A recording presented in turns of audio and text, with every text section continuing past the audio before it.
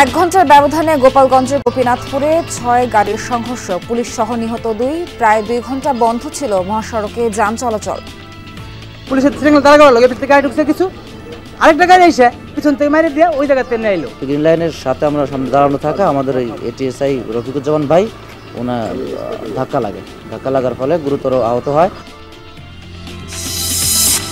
পটুয়াখালীর বাউফলে হাত বাড়ালেই মিলছে মাদক, ছড়িয়ে পড়েছে 999 ইয়াবা, নিষ্ক্রিয় প্রশাসন।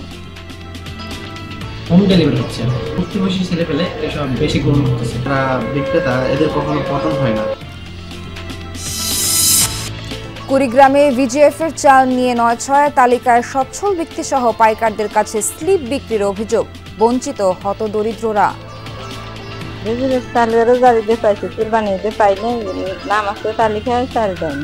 জনগণ না দিয়ে চেয়ারম্যান মহোদয় এবং মেম্বার মহোদয় এরা সবগুলো বিক্রি করছে পাইকারদের কাছে। যশোরের রাজারহাটে দ্বিতীয় দিনেও জমেনি চামড়ার বেচাকেনা, হাটমুখী হননি বেশিরভাগ ট্যানারি মালিক, চরম ক্ষতির মুখে ব্যবসায়ীরা।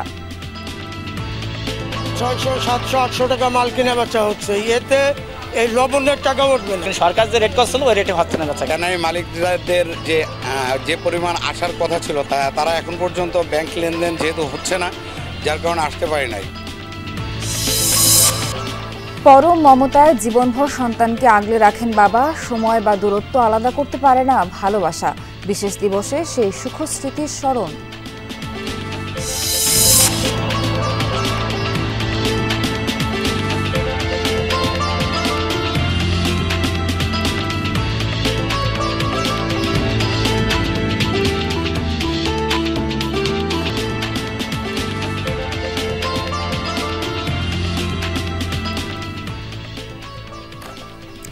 আমন্ত্রণ বিরতিহীন সংবাদ সারা দেশে। এতক্ষণ শিরোনাম দেখছিলেন, পুরো খবর জানাতে সঙ্গে আছি আমি নাবিলা সোহার।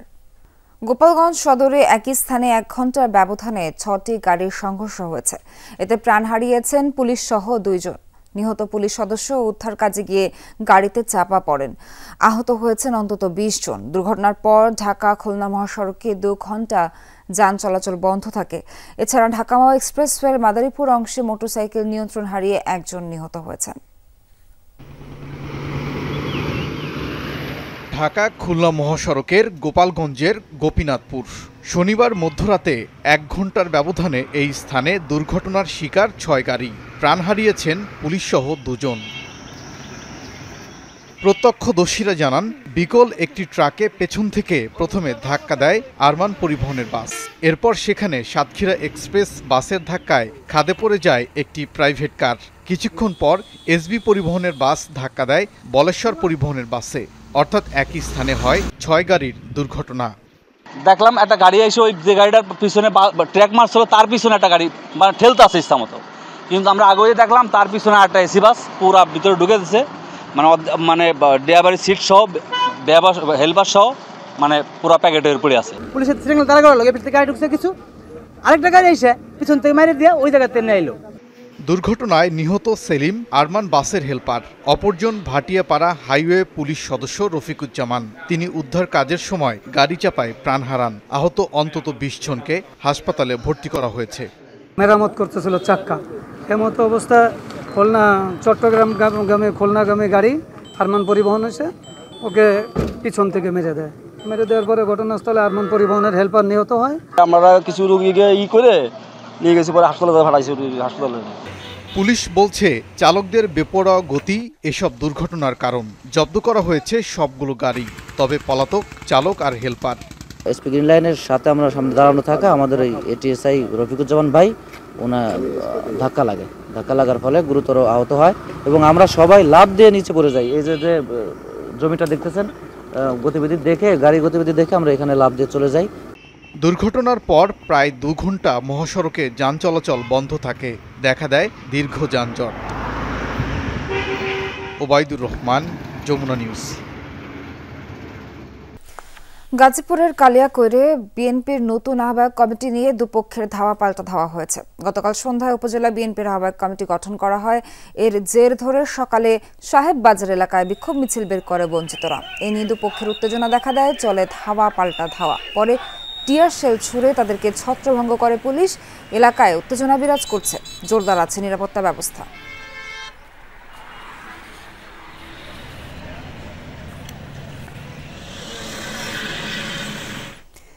বগুড়ায় সপ্তম শ্রেণী পড়ুয়া মেয়েকে বিয়ে দিতে রাজি না হওয়ায় বাবাকে পিটিয়ে হত্যার অভিযোগ উঠেছে। শনিবার শহরের ফুলবাড়ি এলাকায় এ ঘটনায় অভিযুক্ত জিতু সহ দুজনকে আটক করা হয়েছে। তদন্তের মাধ্যমে রহস্য উদ্ঘাটনে কাজ করছে পুলিশ। এদিকে আটক জিতুকে স্বেচ্ছাসেবক দল থেকে বহিষ্কার করা হয়েছে। পরিবারের একমাত্র উপার্জনক্ষম সদস্যকে হারিয়ে স্বজনদের আহাজারি। বগুড়া শহরের শিববাটি এলাকায় পরিবার নিয়ে বসবাস করতেন রিকশাচালক শাকিল আহমেদ। স্বজনরা জানায় বেশ কিছুদিন ধরেই তার সপ্তম শ্রেণী পড়ুয়া মেয়েকে বিয়ের প্রস্তাব দিয়ে আসছিল প্রতিবেশী জিতু ইসলাম। তারই ধারাবাহিকতায় শনিবার সকালে আবার প্রস্তাব দিলে তা নাকচ করে দেয় শাকিল। এতে ক্ষুব্ধ হয়ে তার উপর হামলা চালায় জিতু সহ 10 থেকে 12 জন। উদ্ধার করে হাসপাতালে নিলে শাকিলকে মৃত ঘোষণা করেন চিকিৎসক। আমার ভাই তখন বলছে যে ভাই আপনি তো বয়সে অনেক বড়, ও কেবল ছোট, কেবল কিনা 7-এ পড়ে, কিভাবে তারপরেও কেন বাসা থেকে তুলে নিয়ে যায় আমার ভাইকে মার্ডার করলো। আমি চাই এসব লোকদের ফাঁসি হোক। এ ঘটনায় অভিযুক্ত জিতু সহ 2 জনকে আটক করা হয়েছে। তদন্তের মাধ্যমে সত্য উদ্ঘাটনের চেষ্টা চলছে বলেও জানিয়েছে পুলিশ। মূল আসামি জিতুকে অলরেডি আমরা গ্রেপ্তার করেছি, সঙ্গে আরেকজনকে আমরা গ্রেপ্তার করেছি। আমরা তথ্য যাচাই বাছাই করছি সে ঘটনার সাথে জড়িত কিনা। আটককৃত জিতু জেলা স্বেচ্ছাসেবক দলের সহ সাধারণ সম্পাদকের দায়িত্বে ছিলেন। এরই মধ্যে তাকে দল থেকে বহিষ্কার করা হয়েছে। সাইফ আহমেদ, যমুনা নিউজ। গাজীপুরে পূর্বশত্রুতার জেরে এক যুবককে পিটিয়ে হত্যার অভিযোগ উঠেছে প্রতিপক্ষের বিরুদ্ধে। সকালে গাজীপুর সিটি কর্পোরেশনের চাপুলিয়া এলাকা থেকে শাহরিয়ার রহমান হেভেনের মরদেহ উদ্ধার করা হয়। স্বজনদের অভিযোগ, হেভেনের পরিবারের সাথে জমি নিয়ে পূর্ব বিরোধ ছিল প্রতিপক্ষের। শনিবার সন্ধ্যায় চুরির অপবাদ দিয়ে হেভেনকে বাড়ি থেকে নিয়ে যায় বিরোধী পক্ষের লোকজন। পরে সকালে হাত পা বাঁধা অবস্থায় তার মরদেহ রাস্তায় দেখতে পেয়ে পুলিশে খবর দেয় স্থানীয়রা। প্রাথমিক সুরতহালে নিহতের শরীরে আঘাতের চিহ্ন পাওয়া গেছে। স্বজনদের অভিযোগের ভিত্তিতে মামলা সহ পরবর্তী আইনগত ব্যবস্থা নেওয়া হবে বলে জানিয়েছে পুলিশ।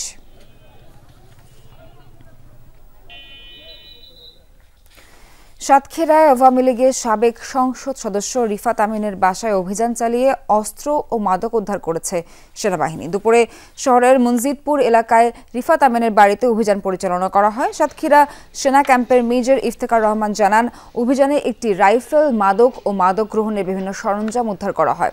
এ সময় আটক করা হয় রিফাত আমিনের ছেলে সাফায়েত সরোয়ার রুমনকে। অভিযানের শুরুতে বাড়ির 2য় তলা থেকে লাফিয়ে পালানোর চেষ্টা করেন তিনি। আমরা আটক করলাম একজনকে, তার পরিচয় সম্পর্কে আমরা এখনো পুরোপুরি জানি না, আমরা গিয়ে ইনভেস্টিগেট করব। আর দ্বিতীয় হচ্ছে আমরা একটা এয়ারগান পেয়েছি, মেরিন টার্কি, আমরা ইয়াবা পেয়েছি 300+ হবে, বাট এখনো কাউন্ট করিনি আমরা। রংপুরের বেগম রোকেয়া বিশ্ববিদ্যালয়ের ছাত্র আবু সাইদ হত্যা মামলায় 14 জুলাই তদন্ত প্রতিবেদন দাখিলের নির্দেশ দিয়েছেন আন্তর্জাতিক অপরাধ ট্রাইব্যুনাল। সকালে এই মামলার আসামি সাবেক পুলিশ সদস্য SI আমির হোসেন সহ 4 জনকে হাজির করা হয়। এদিন ট্রাইব্যুনালে আরও হাজির করা হয় কনস্টেবল সুজন চন্দ্র রায়, ছাত্রলীগ নেতা শফিকুল ইসলাম ও ইমরান হোসেনকে।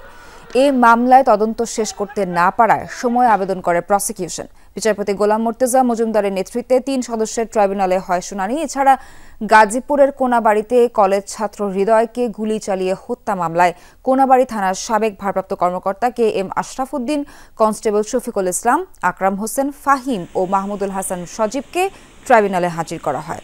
আরও আনা হয় যাত্রাবাড়ি এলাকায় হত্যা ও মানবতা বিরোধী অপরাধ মামলায় পুলিশের সহকারী কমিশনার তানজিল আহমেদ ও সাবেক ওসি আবুল হাসানকে। এই মামলাগুলোয় 2 মাসের সময় দিয়ে আগামী 17 আগস্ট তদন্ত প্রতিবেদন দাখিলের নির্দেশ দিয়েছেন ট্রাইব্যুনাল।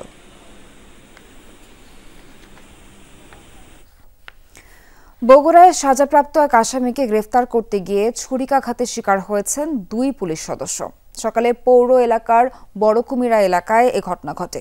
পুলিশ জানায়, সাজাপ্রাপ্ত আসামি মুরাদুন্নবী নিশানকে গ্রেফতার করতে তার বাড়িতে যায় ASI জাহাঙ্গীর ও কনস্টেবল মানিকুজ্জামান। পরে আসামির স্ত্রীর সাথে কথা বলার সময় তাদের ছুরিকাঘাত করে পালিয়ে যায় নিশান।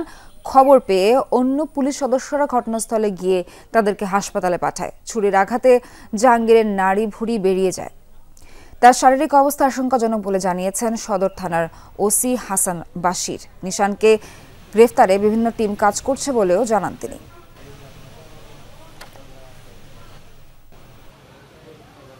সাজা ওয়ারেন্ট আছে এক আসামির বিরুদ্ধে, তার বাড়ি ছোট কুমিরা, সেখানে সে অবস্থান করছে তার বাড়িতে। একটু সংবাদের ভিত্তিতে তাকে অ্যারেস্ট করতে যায়। অ্যারেস্ট করতে গেলে সে হঠাৎ করে তার নিকটে থাকা চাকু বের করে তাদের দুজনকে আঘাত করে পালিয়ে যায়। পটুয়াখালীর বাউফলে হাত বাড়ালেই মিলছে মাদক। কিশোর থেকে বৃদ্ধ প্রায় সবাই আসক্ত বিভিন্ন মাদকে। সম্প্রতি উপজেলায় ছড়িয়ে পড়েছে নতুন জাতের ইয়াবা 999। বিষাক্ত মাদকটি উপজেলার অলিগলিতে মিললেও কিছুই জানে না পুলিশ প্রশাসন। নগরায়নের যুগেও পটুয়াখালীর বাউফলে গ্রামীণ পরিবেশের ছোঁয়া। গাছপালা দিয়ে ঘেরা উপজেলায় সবুজের সমারোহ। যদিও মুদ্রার উল্টো পিঠ ভয়াবহ। ক্ষমতাসীনদের ছত্রছায়ায় বিগত বছরগুলোয় মাদকদ্রব্যের স্বর্গরাজ্যে পরিণত হয়েছে এই উপজেলা। শুধু একটি কল দিলেই হাতের মুঠোয় সব ধরনের মাদক। হোম ডেলিভারি হচ্ছে, এটা আমার বর্তমানে উঠতি ছেলে পেলে এসব বেশি গ্রহণ করতেছে। যারা বিক্রেতা এদের কখনো পতন হয় না, এরা যে আসুক চলে বলে কৌশলে এদের ব্যবসা চলতে থাকে। যারা যখন ক্ষমতা আসে তাদেরকে ম্যানেজ করে চলার মাধ্যমে তাদের আসলে আর পতন হয় না, তারা সব সময় আসলে রাজত্ব করে যাচ্ছে। কিশোর কিশোরী বয়সী যারা আছেন তারা আসক্ত হয়ে পারিবারিক কলহল তৈরি হচ্ছে। সম্প্রতি সেই পালে হাওয়া দিয়েছে নতুন ইয়াবা 999। বিষাক্ত এই মাদকের ছড়াছড়ি গোটা বাউফলে। দাম কম ও সহজলভ্য হওয়ায় আসক্ত হয়ে পড়ছে তরুণ সমাজ। তবে কিছুই জানে না প্রশাসন। এই ধরনের কোন বিষয়গুলো আমাদের নজরে এখন আসে নাই। আবার উপরে 3টা লাইন, আগে তো অনেক WB বা এই ধরনের লেখা থাকতো, ওয়াই লেখা থাকতো, এখন 3টা লাইন লেখা আছে। আইন শৃঙ্খলা রক্ষা বাহিনীর কাছেও 999 যেন নতুন নাম। 999 সম্পর্কে আসলে আমি আগে জানতাম না, আপনার কাছ থেকে খবর পেলাম। এই সম্পর্কে আমি এলাকায় খোঁজ খবর নেবো। আমি যদি এরকম কিছু হয় আমি অভিযান অবশ্যই চালাবো। মাদকের ভয়াল থাবা থেকে তরুণ সমাজকে রক্ষায় কঠোর নজরদারির দাবি সচেতন মহলের। রাহিম সারোয়ার, যমুনা নিউজ। গোপালগঞ্জের কোটালীপাড়ায় সরকারি জায়গায় গড়ে ওঠা 2 শতাধিক অবৈধ স্থাপনা উচ্ছেদ করেছে প্রশাসন। সকালে উপজেলার ঘাঘর বাজার ও এর আশপাশের এলাকা থেকে অবৈধ স্থাপনা উচ্ছেদ করা হয়। জেলা প্রশাসক কার্যালয়ের নির্বাহী ম্যাজিস্ট্রেট জানান, দীর্ঘদিন ধরে জেলা পরিষদ, পানি উন্নয়ন বোর্ড ও সড়ক বিভাগের জায়গায় অবৈধ স্থাপনা তৈরি করে ব্যবসা করছিল দখলদাররা। কয়েকদিন আগে এসব স্থাপনা সরিয়ে নিতে প্রশাসনের পক্ষ থেকে নোটিশ দেওয়া হলেও তা মানা হয়নি। তাই পূর্ব ঘোষণা অনুযায়ী অভিযান চালায় কর্তৃপক্ষ। ভবিষ্যতেও এমন অভিযান চালানো হবে বলে জানান কর্মকর্তারা।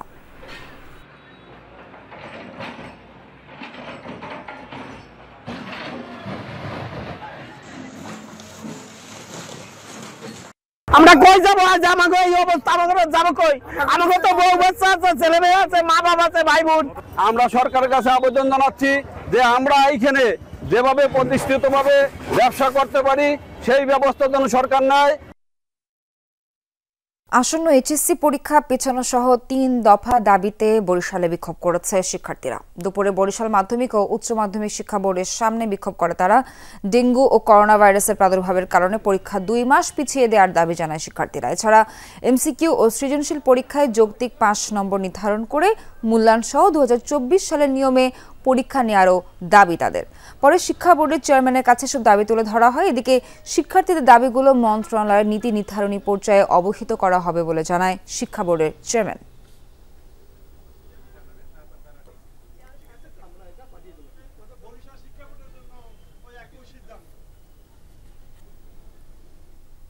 যে দাবি দেওয়া নিয়ে আসছে এই দাবি দেওয়া পূরণের ক্ষমতা শিক্ষা বোর্ডগুলোর নাই, আমার নাই। এ দাবি দেওয়া আমরা সংশ্লিষ্ট আমাদের ঊর্ধ্বতন কর্তৃপক্ষকে জানাই। ঊর্ধ্বতন কর্তৃপক্ষ তারা সিদ্ধান্ত গ্রহণ করে। কুড়িগ্রামে ঘটছে একের পর এক ভিজিএফ এর চাল বিক্রির ঘটনা। অভিযোগ, জনপ্রতিনিধিরাই চালের স্লিপ বিক্রি করে দিচ্ছেন পাইকারদের কাছে। খাদ্য সহায়তা তালিকায় আছে সচ্ছল ব্যক্তিদের নামও, যারা কখনোই চাল উত্তোলন করেন না, অথচ তাদের স্লিপে তুলে নেওয়া হচ্ছে বিনামূল্যের সরকারি চাল। অন্যদিকে তালিকাভুক্ত প্রকৃত দরিদ্ররা পাচ্ছেন না খাদ্য সহায়তা। ভিজিএফের চালের জন্য দরিদ্র মানুষের দীর্ঘ সারি, জনপ্রতি বিনামূল্যে 10 কেজি চালের জন্য ঘন্টার পর ঘন্টা গরমে দাঁড়িয়ে। কুড়িগ্রামের একাধিক ইউনিয়ন পরিষদে ঈদ উপলক্ষে দরিদ্রদের মাঝে বিতরণ করা হয় সরকারি চাল, কিন্তু প্রকৃত অর্থেই যাদের বিনামূল্যের চাল প্রয়োজন তাদের তুলনায় তালিকায় সচ্ছল ব্যক্তিদের নামই বেশি। সরাসরি ইউনিয়ন পরিষদে না গেলেও তাদের নামে উত্তোলন করা হচ্ছে চাল। বিজেপি কার্ডের যে মাল দিছে আমার নামও বলে আছে, আমি তা জানি না এবং মাল আমি কোনোদিনও তুলিনি। আমার এই ভিজিএফ এর কার্ডের কোনো প্রয়োজন নেই। এখানে কিভাবে নাম আসলো আমি নিজেও তা জানি না। এই নাম দেওয়াতে আমার সম্মানে অনেক ঘাটতি হয়েছে। ভিজিএফ এর কার্ড প্রাপ্য তাদের না দিয়ে আমাদের মতো সচেতন নাগরিকদের নাম দিয়ে তারা এটা উত্তোলন করতেছে। অন্যদিকে মূল উপকারভোগীরা 10 কেজির বদলে পেয়েছেন 8 থেকে 9 কেজি চাল। অনেকে আবার তালিকায় নাম থাকার পরও পাননি খাদ্য সহায়তা। অভিযোগ, পাইকারদের কাছেই বিক্রি করে দেওয়া হচ্ছে চালের স্লিপ। তারা সেসব চাল উত্তোলন করে মজুত করছেন গুদামে। ভিজিএফ চালেরও জারিতে পাইছে, কুরবানিতে পাইনি, নাম আছে তালিকায় চাল দেয়নি। রোজার মধ্যে ভিজিবি 8 কেজি চাল পেয়েছি, আর পাই নাই। স্লিপগুলো জনগণ না দিয়ে চেয়ারম্যান মহোদয় এবং মেম্বার মহোদয় এরা সবগুলো বিক্রি করছে পাইকারদের কাছে। পাইকাররা এখানে স্লিপের মাল কিনতেছে, এটা দেখার পর আমি তাদেরকে জিজ্ঞেস করছিলাম, তারা বলছিল চেয়ারম্যান এবং মেম্বারের কাছ থেকে স্লিপ কিনছে তারা। অভিযোগের ভিত্তিতে সন্তোষপুর ও বলদিয়া ইউনিয়নের 2টি গুদামে অভিযান চালায় সেনাবাহিনী। জব্দ করে ভিজিএফের 25 টন চাল। স্থানীয় জনপ্রতিনিধির দাবি, উপকারভোগীরা বিক্রি করেছেন নিজেদের স্লিপ। চেয়ারম্যান বিক্রি করছে না কোনো মেম্বার বিক্রি করে থাকে, যদি সে মেম্বারকে নিয়ে এসো, কয় না আমরা মেম্বারদের কাছে কিনি নাই, আপনি তো ওটা নাই, আপনি বিক্রিও করেন না, কিন্তু মেম্বারদের কাছে আমরা কেউ কিনি নেই, সাধারণ জনগণের মাঝে আমরা স্লিপগুলো কিনছি। ত্রুটিপূর্ণ তালিকার কারণে চাল বিতরণ বন্ধ রেখেছে প্রশাসন। জড়িতদের বিরুদ্ধে মামলার পাশাপাশি শাস্তির কথা জানান ইউএনও। মজুতজাত করা কিছু আমরা চাল পেয়েছি এবং সেটা উদ্ধার করেছি। চালের পরিমাণ আনুমানিক 200 বস্তা এবং এটি নিয়মিত মামলার প্রস্তুতি চলছে। এটা আদালতে মামলা চলমান থাকবে, পরবর্তীতে দোষী সাব্যস্ত হয়ে বিচারের আওতায় আসবে। চাল বিতরণে অনিয়ম রোধে নির্ভুল তালিকা তৈরির দাবি সচেতন মহলের। রাহিম সারোয়ার, যমুনা নিউজ। যশোরের অভয়নগরে প্রবাস ফেরত এক ব্যক্তির গলা কাটা মরদেহ উদ্ধার করেছে পুলিশ। ভোরে উপজেলার নাউলি গ্রামের একটি মাছের ক্ষেত থেকে হাসান শেখের মরদেহ উদ্ধার করা হয়। পুলিশ জানায়, কুয়েতে 8 বছরের প্রবাস জীবন শেষে 2.5 মাস আগে দেশে ফেরেন হাসান। প্রতিদিনের মতো গতরাতেও পাড়ার বন্ধুদের সাথে আড্ডা দিতে যান তিনি। রাতভর বাড়ি না ফেরায় খোঁজ শুরু করে পরিবার। ভোরবেলায় মাছের ঘেরে মরদেহ দেখতে পেয়ে পুলিশে খবর দেয় স্থানীয়রা। এই ঘটনায় জিজ্ঞাসাবাদের জন্য দুজনকে হেফাজতে নেওয়া হয়েছে। হত্যার সম্ভাব্য কারণ খতিয়ে দেখছে পুলিশ।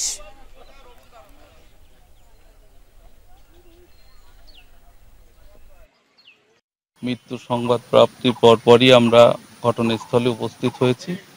উপস্থিত হয়ে মৃতদেহ শনাক্ত করা গেছে এবং এই হত্যাকাণ্ডটি কি কারণে সংঘটিত হয়েছে এগুলো আমরা খতিয়ে দেখছি। পটুয়াখালীর গলাচিপার বিএনপি অফিস ভাঙচুর, নেতাকর্মীদের উপর হামলার প্রতিবাদে বিক্ষোভ মিছিল ও স্মারকলিপি প্রদান করেছে জেলা ছাত্রদল। দুপুরে শহরের ঝাউতলা এলাকা থেকে বিক্ষোভ মিছিলটি শুরু হয়। বিভিন্ন সড়ক প্রদক্ষিণ শেষে জেলা প্রশাসকের কাছে স্মারকলিপি দেন নেতাকর্মীরা। স্মারকলিপিতে জেলার বিভিন্ন জায়গায় আওয়ামী দর্শকদের পুনর্বাসন ও জেলা ছাত্রদলকে নিয়ে মিথ্যা অপপ্রচারের বিরুদ্ধে গণ অধিকার পরিষদের কেন্দ্রীয় সভাপতি নুরুল হক নূর সহ জড়িতদের বিরুদ্ধে আইনগত ব্যবস্থা নেওয়ার দাবি জানানো হয়। পরে জেলা প্রশাসক কার্যালয়ের সামনে সংক্ষিপ্ত সমাবেশ করেন নেতাকর্মীরা। এর আগে 12 জুন গলাচিপার চর বিশ্বাসের বুধবাড়িয়া বাজারে বিএনপি ও গণ অধিকার পরিষদের নেতাকর্মীদের মধ্যে হামলা পাল্টা হামলা এবং দুপক্ষের অফিস ভাঙচুরের ঘটনা ঘটে। নির্মাণ কাজ শেষ হলেও নানা জটিলতায় চালু করা যায়নি চুয়াডাঙ্গার 2টি সরকারি ভবন। অযত্ন অবহেলা নষ্ট হচ্ছে কোটি কোটি টাকায় নির্মিত পৌর টাউন হল মার্কেট ও দর্শনা ইমিগ্রেশন ভবন। নাগরিক সেবা ব্যাহত হলেও নির্বিকার কর্তৃপক্ষ। স্থানীয় ব্যবসার উন্নয়ন ও পৌর ক্রেতাদের সুবিধার্থে 2021 সালে চুয়াডাঙ্গার ঐতিহাসিক শ্রীমন্ত টাউন হল ভেঙে শুরু করা হয় পৌর টাউন হল মার্কেটের নির্মাণ কাজ। 9.5 কোটি টাকা ব্যয়ের এই ভবনটি হস্তান্তর করা হয় 2022-এর 16 ডিসেম্বরে। কথা ছিল পুরাতন ব্যবসায়ীরাই নতুন করে ভবনে বরাদ্দ পাবেন। তবে বন্দোবস্ত দূরে থাক, হস্তান্তরের পর থেকেই তালাবদ্ধ এই দোতলা সরকারি ভবন। পৌরসভা কর্তৃপক্ষ নতুন করে বহুতলা ভবন করার জন্য আমাদের কাছ থেকে বললো যে আপনারা নেমে যান, আপনাদেরকে বিল্ডিং রেডি হওয়ার পরে আপনাদেরকে 6 মাসের মধ্যে বিল্ডিং হস্তান্তর করে দেওয়া হবে। 2.5-3 বছর হয়ে যাচ্ছে, এখনো পর্যন্ত আমরা এর বিল্ডিং হয়েছে কিন্তু এখনো পর্যন্ত আমরা বিল্ডিংয়ের বরাদ্দ পাই নাই বা ভাড়াটিয়া হিসেবে এখনো ঢুকতে পারি নাই। এখনও রক্ষণাবেক্ষণের অভাবে নষ্ট হচ্ছে সরকারি সম্পদ। এরই মধ্যে ভবনের বিভিন্ন অংশে দেখা দিয়েছে ফাটল। সমাধানের পরিবর্তে ভবন চালুর সেই পুরনো আশ্বাসই কেবল মেলে পৌর কর্তৃপক্ষের কাছ থেকে। 4-5 বছর যাবত মনে হয় সম্ভবত এটা শেষ হয়ে গেছে এই কাজটা। তো এখনো পর্যন্ত এখানে পৌর কর্তৃপক্ষ হয়তো এখন হ্যান্ডওভার কেন করছে না, কি কারণে এটা আমরাও জানি না। বিল্ডিংটা দীর্ঘদিন অবহেলা অযত্নে পড়ে থাকার ফলে স্থায়িত্ব কমে যাচ্ছে। উদ্বোধন করারও কেউ নাই, বর্তমানে সব ফেটে যাচ্ছে। আর পিছনে গেলে বুঝতে পারবেন এখনই ফেটে যাচ্ছে সব। বর্তমানে এটা বরাদ্দের প্রক্রিয়াধীন চলছে। হলটা নিয়ে আমাদের সাংস্কৃতিক সংগঠনের একটা আপত্তি ছিল। আমরা কাগজপত্র অ্যানালাইসিস করে দেখি যে না, এটা আসলে হস্তান্তর করা হয়েছে পৌরসভায়। এটা নিয়ে আমাদের ডিসি মহোদয় একটু তদন্ত করছেন, অচিরেই হয়তো এটার একটা সমাধান হবে। একই অবস্থা দর্শনা চেকপোস্টের ইমিগ্রেশন ভবনের। 2021 সালের সেপ্টেম্বরে কাজ শেষ হলেও এখনও অকেজো পড়ে আছে 3 কোটি টাকা ব্যয়ের এই ভবন। নকশাগত ত্রুটি ও দাপ্তরিক নানা জটিলতায় আটকে আছে হস্তান্তর প্রক্রিয়া। এই বিল্ডিংটা 7-8 বছর হয়েছে পরিত্যক্ত অবস্থায় পড়ে আছে। এটা ব্যবহার না করলে রুম চোখ কাঠ পাট সবই নষ্ট হয়ে যাবে। যেটা ভাঙাচোরা বিল্ডিং আছে, এই বিল্ডিংটা ইমিগ্রেশনের কার্যক্রম হয়, কিন্তু এই বিল্ডিংটা যে বানিয়েছে যে কারণে, সে কারণটা এখানে এখনো পর্যন্ত কোনো কার্যক্রম হয়নি, বেকার পড়ে আছে। জটিলতার সমাধান করে এই ভবনটিও দ্রুত চালুর উদ্যোগ নেওয়া হচ্ছে দাবি জেলা পুলিশের। জিসান আহমেদ, যমুনা নিউজ, চুয়াডাঙ্গা। ঈদের লম্বা ছুটি শেষে কর্মচাঞ্চল্য শুরু হয়েছে দেশের স্থলবন্দরগুলোতে। বেনাপোল বন্দরে শুরু হয়েছে আমদানি রপ্তানি কার্যক্রম। ছুটির কারণে ভারতের পেট্রোপোল বন্দরে তীব্র ট্রাক জট তৈরি হয়েছে। কর্মচাঞ্চল্য ফিরেছে আখাউড়া স্থলবন্দরেও। দেশের বিভিন্ন প্রান্ত থেকে পণ্য নিতে ট্রাক ভিড়তে শুরু করেছে হিলি স্থলবন্দরেও। সকাল থেকে শ্রমিক কর্মচারীরা বন্দরে প্রবেশ করতে শুরু করেছেন। শুরু হয়েছে পণ্য ওঠানামা ও ছাড়করণের কাজ। ঈদের ছুটি কাটিয়ে কর্মস্থলে ফিরেছে গাজীপুরের শিল্পাঞ্চলের অধিকাংশ পোশাক শ্রমিক। সকাল 8টায় কর্মস্থলে উপস্থিত হয়ে উৎপাদন শুরু করেছেন তারা।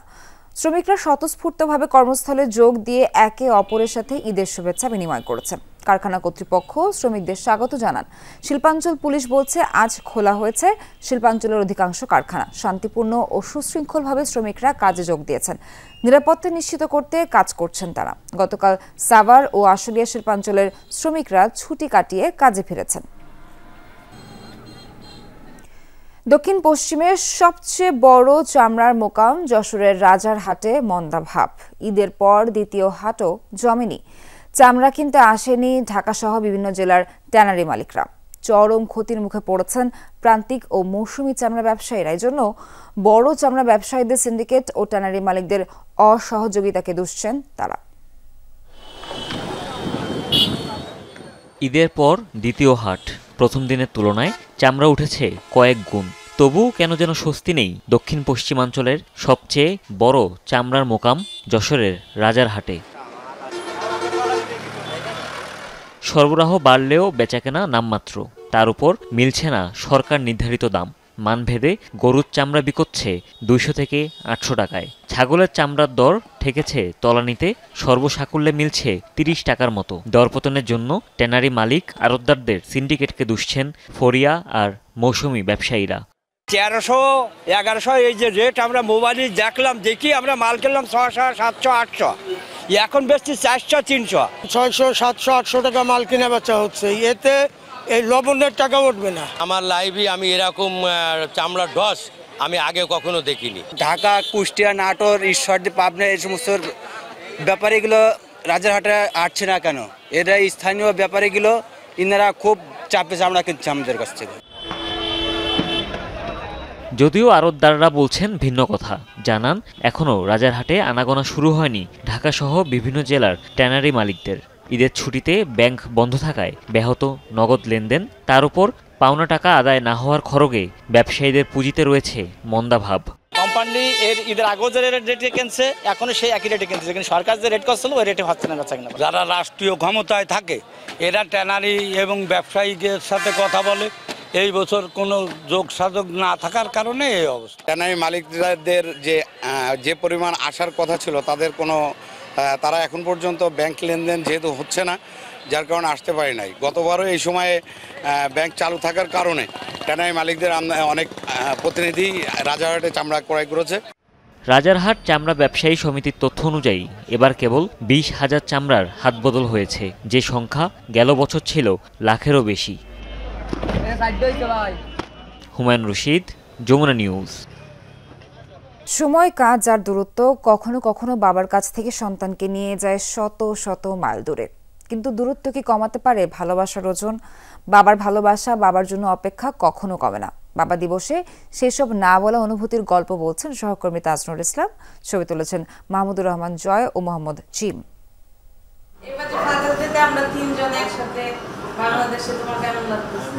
আজমিরা খন্দকার হিমি কর্মের সুবাদে থাকেন যুক্তরাষ্ট্রে।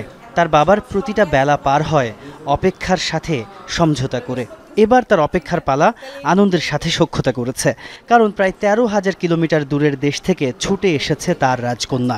এখন তাদের পুরোটা সময় কাটছে বাবা আর কন্যার ভালোবাসা চিত্রে।